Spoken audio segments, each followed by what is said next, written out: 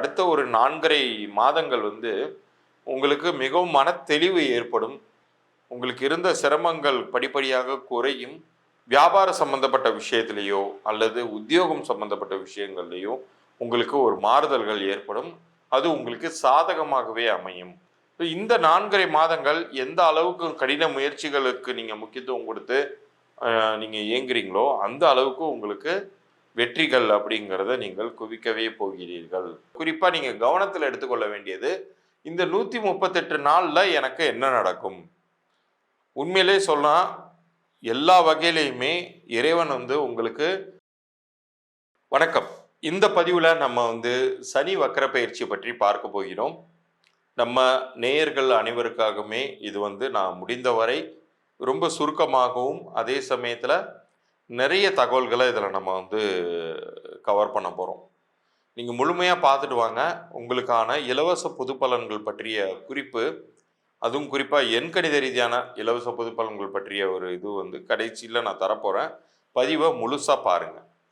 இப்ப இந்த சனி வக்ர பெயர்ச்சி அப்படிங்கிறது வந்து, சனி அப்படிங்கிற கிரகம் வந்து மார்ச் மாசமே பெயர்ச்சி ஆயிடுச்சு.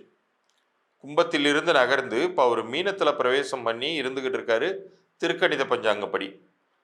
ஆனா, வரக்கூடிய சிறிது காலம் மட்டும் அவர் என்ன பண்ணிடுறாருன்னு கேட்டீங்கன்னா, அவரு ரிவர்ஸ் டைரக்ஷன் எடுத்து, அதாவது அதுதான் வக்ரம்னு சொல்றோம். தங்களுடைய இயல்பை விட்டு முன்னோக்கி போகும்போது, அது வந்து அதிசாரம்னு சொல்லுவோம். பின்னோக்கி வரும்பொழுது, அது வந்து வக்ரம் அப்படின்னு சொல்றோம். ஜூலை 13, 2025 முதல் நவம்பர் 27, 2025 வரைக்குமான காலகட்டம் சனி வக்ர பயிற்சி காலகட்டம். அப்ப சனி வந்து பின்னோக்கி நகரும் பொழுது, இது மறுபடியும் வந்து இப்ப நிறைய பேருக்கு 7.5 சனி முடிஞ்சிருக்கலாம். அஷ்டம சனி முடிஞ்சிருக்கலாம். இவங்க எல்லாருக்கும் இப்ப வந்து திடுக்குன்னு தூக்கி வாரி போடும். ஐயையோ! சனி ரிவர்ஸ் வந்துச்சுன்னா, அப்போ மறுபடியும் எனக்கு 7.5 சனி ஆரம்பிக்குமா? மறுபடியும் எனக்கு வந்து அஷ்டம சனி ஆரம்பிக்குமா? அப்படின்னு யாரும் பதற வேண்டாம். இதுல கடகத்துக்கு அஷ்டம சனி ஆல்ரெடி முடிஞ்சிருச்சுன்னா முடிஞ்சது தான் அது. அதே மாதிரி மகரத்துக்கு 7.5 சனி முடிஞ்சிருச்சுன்னா அது முடிஞ்சிருச்சு தான். இப்போ சனி வந்து பின்னோக்கி வருவதாக தெரிந்தாலுமே கூட, அது வந்து மீன ராசிங்கிற அந்த கட்டத்தை விட்டு நகரல. அவர் வந்து முழுக்க முழுக்க வந்து தன்னுடைய சுய நட்சத்திரமான உத்திரட்டாதியில பிரவேசம் பண்றாரு, டிராவல் பண்றாரு. ரிவர்ஸ்ல வரும்போது மறுபடியும் அவர் வந்து குருவுக்குரிய பூரட்டாதியில டிராவல் பண்றாரு. அதோடைய அந்த வக்ரம் அப்படிங்கிறது நிவர்த்தி அடைஞ்சிருது.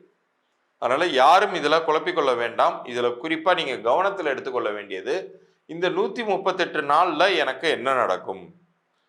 உண்மையிலே சொன்னா எல்லா வகையிலையுமே இறைவன் வந்து உங்களுக்கு ஒரு நல்ல வாய்ப்பையே தரப்போகிறார் அப்படின்னே சொல்லணும். ஏன்னா இந்த ஒரு வருஷம் தான் ஒரே சமயத்துல அடுத்தடுத்து 4 கிரகங்கள் பெயர்ச்சி அடைஞ்சிருக்கு. சனி, அதற்கு பிறகு ராகு, கேது, குரு எல்லாமே பெயர்ச்சி அடைஞ்சு ஏதேனும் ஒரு வகையில ஒரு சாதகமான பலன்களை ஒவ்வொரு ராசியினருக்குமே இந்த பெயர்ச்சி காலகட்டம் உருவாக்கி கொடுத்துருக்கு அப்படிங்கிறத புரிஞ்சுக்கணும். என்ன சார் எல்லாத்துலேயும் ஆஹா ஓஹோன்னாங்க, எனக்கு ஒன்றுமே நடக்கலை சார், ஒன்றுமே ஆரம்பிக்கவே இல்லை சார் இன்னும் அப்படின்னு நீங்கள் வந்து புலம்புவது கேட்குது. ஆனால் இந்த சனி வக்ர பெயர்ச்சி காலகட்டத்தில் கொஞ்சம் கொஞ்சமாக நன்மைகளை நீங்கள் வந்து எதிர்பார்க்கலாம். அதை நீங்கள் வந்து வெளிப்படையாகவே நீங்கள் வந்து அதை கண்டு அனுபவிக்கலாம். அப்படிங்கிறத அனுபவத்திற்கு வரும் அந்த பலன்கள் அப்படிங்கிறத சொல்லி பகுதிக்குள்ளார போகிறோம். அதுலேயும் குறிப்பாக நான் ஏற்கனவே சொன்னது மாதிரி உங்களுடைய பிறந்த தேதி கூட்டு எண்ணிற்கு பொருந்தக்கூடிய அதிர்ஷ்டகரமாக உங்கள் பெயர் அமைந்திருக்கும் பொழுது நீங்கள் எதை பற்றியுமே கவலைப்பட தேவையில்ல. உங்களுடைய லைஃப் லாங்குக்குமே நல்லது நடக்கக்கூடிய ஒரு தன்மைகள்லாம் இருக்குது. அது என்னுடைய இந்த பகுதியின் இறுதியில் உங்களுக்கு நான் இலவசமாக அந்த பலன்கள் எப்படி சொல்ல போகிறேங்கிறதெல்லாம் வரும். அது பொது பலன்கள் பற்றிய குறிப்பு, கவனமாக பாருங்க. சிம்ம ராசிக்கு இந்த சனி வக்ர பயிற்சி காலகட்டம் எப்படி இருக்க போகுது அப்படிங்கிறத இப்போ நம்ம விரிவாக பார்த்துருவோம். சிம்ம ராசியை பொறுத்த வரைக்கும் இந்த சனி பயிற்சி வக்ர பயிற்சி காலகட்டம்ங்கிறது ரொம்ப ஒரு ஆதாயமாகவே இருக்க போகுதுன்னு சொல்லணும். ஏன்னா சனி வக்ரம் அப்படின்னு சொன்னாலே சனி தன்னுடைய இருப்பு நிலையிலிருந்து மாறுபாடான பலன்களை உருவாக்கக்கூடியவர் அப்படின்னு நம்ம புரிஞ்சுக்கணும்.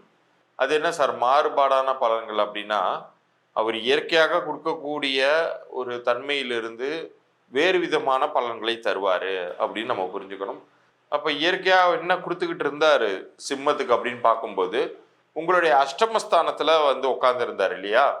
இந்த அஷ்டமஸ்தானத்தில் வந்து உட்கார்ந்திருக்கும் பொழுது உங்களுக்கு சிரமங்களை கொடுக்க ஆரம்பித்திருப்பார்.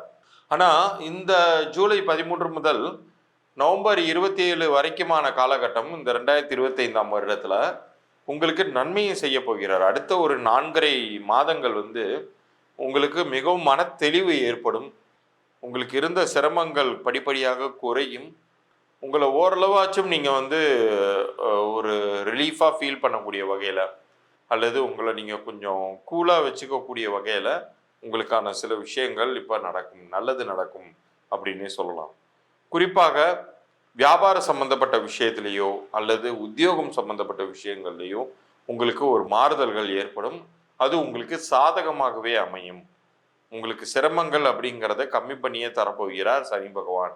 அஷ்டம சனி அப்படிங்கிற நிலையில் இருந்த சனி இப்போது வலுவிழந்து, அல்லது அந்த ஒரு நெகட்டிவ் எஃபெக்ட்ஸ் வலுவிழந்து பாசிட்டிவ் எஃபெக்ட்ஸில் உங்களுக்கு பலன் தரப்போகிறார் அப்படிங்கிறத நீங்கள் புரிந்து கொள்ளணும். இந்த 4.5 மாதங்கள் எந்த அளவுக்கு கடின முயற்சிகளுக்கு நீங்கள் முக்கியத்துவம் கொடுத்து நீங்கள் இயங்குறீங்களோ அந்த அளவுக்கு உங்களுக்கு வெற்றிகள் அப்படிங்கிறத நீங்கள் குவிக்கவே போகிறீர்கள். இவ்வளோ நாள் எனக்கு ஒன்றுமே நல்லதே தெரியலையே சார், குரு வந்து லாபஸ்தானத்துக்கு வந்துட்டாருன்னாங்க, எதுவுமே தெரியல அப்படின்னு நீங்கள் சொன்னீங்கன்னா, இப்போ நீங்கள் அதை அனுபவபூர்வமாக பார்ப்பீங்க. ஏன்னா சனி வக்ர பயிற்சி, இந்த வக்ர காலம், வக்ர சூழ்நிலைங்கிறதே அந்த லாபஸ்தானத்தில் இருக்கக்கூடிய குருவுடைய வீட்டில் நின்று தான் அவர் நடத்துகிறார். ஸோ அப்போ வந்து நீங்கள் அனுபவபூர்வமான நன்மைகளை சந்திக்கக்கூடிய மிக உகந்த காலமாக இது அமையப்போகிறது. நீங்கள் வந்து எந்தவித குழப்பமும் வச்சுக்காதீங்க. இதுக்கு முன்னாடி எனக்கு நடக்கலை அப்படிங்கிற பாயிண்ட் எல்லாம் விட்டுறாதீங்க. அவர் 6ஆம் இடத்திற்கும் 7ஆம் வீட்டிற்கும் உடையவர் உங்கள் ராசிக்கு சனி. அப்போ நட்பு ரீதியாக இதுவரை பார்த்து ரொம்ப வருடமான ஒரு நண்பர் மூலமாகவோ, அல்லது அந்நிய பாஷை பேசி வேற ஒரு இடத்துலேருந்து வந்த ஒரு புதிய நண்பர் மூலமாகவோ உங்களுக்கு உதவிகள் கிடைக்கப்பெற்று நெக்ஸ்ட் லெவலுக்கு நீங்கள் உயர்வீங்க. இப்போ இவ்வளோ நேரம் நீங்கள் பார்த்த இந்த சனி வக்ர பெயர்ச்சியை தாண்டி கிரக சுழற்சிகள் அப்படிங்கிறது எப்போதுமே நிகழ்ந்து கொண்டு இருக்கக்கூடியது தான். அதை நம்ம கைகளால் பிடிச்சி நிறுத்திவிட முடியாது தான். அதே சமயத்தில் ஒரு மனிதனுக்கு அவருடைய பிறந்த தேதிக்கும் கூட்டு எண்ணிற்கும் பொருந்தக்கூடிய வகையில் ரொம்ப பாசிட்டிவாக ஒரு நேம் அமைஞ்சிருக்குன்னு வச்சுக்கோமே, அது வந்து அவருடைய லைஃப் லாங்குக்கும் நல்ல பலன்களை உண்டாக்கும். இது என்ன சார், இது நம்பவே முடியலையே சார் அப்படின்னா, என்னுடைய அனுபவத்தில், என்னுடைய எண்கணித அறிவின்படி நான் நிறைய பேருக்கு பேர் அமைச்சு கொடுத்துருக்கேன். அவங்களுடைய சக்ஸஸ் ஸ்டோரிஸ் எல்லாமே நீங்கள் வந்து எனக்கு நீங்கள் உங்களுடைய பெயரையும் பிறந்த தேதியும் அனுப்பும் பொழுது உங்களுடைய பொது பலன்களோடு சேர்த்து நான் அனுப்ப போகிறேன். அந்த சக்ஸஸ் ஸ்டோரிஸ் கேட்கும்போது இதில் இவ்வளோ பலன்கள் இருக்கா அப்படிங்கிறது உங்களுக்கு புரிய வரும். ஆனால் நீங்கள் என்ன பண்ணணும்னா, உங்களுடைய பிறந்த தேதியும் பெயரையும் எனக்கு நீங்கள் அனுப்பும் பொழுது அந்த பிறந்த தேதிக்குரிய ஒரு நல்ல அதிர்ஷ்டகரமான பலன்கள் தரக்கூடிய வகையில் உங்கள் பெயர் அமைஞ்சிருக்கா அப்படிங்கிறத தான் உங்களுக்கான இலவச பொது பலனாக நான் அனுப்ப போகிறேன். ஆனால் அதற்கு நீங்கள் நம்ம சேனலை சப்ஸ்கிரைப் பண்ணி ஸ்க்ரீன்ஷாட்டோடு அனுப்பணும்.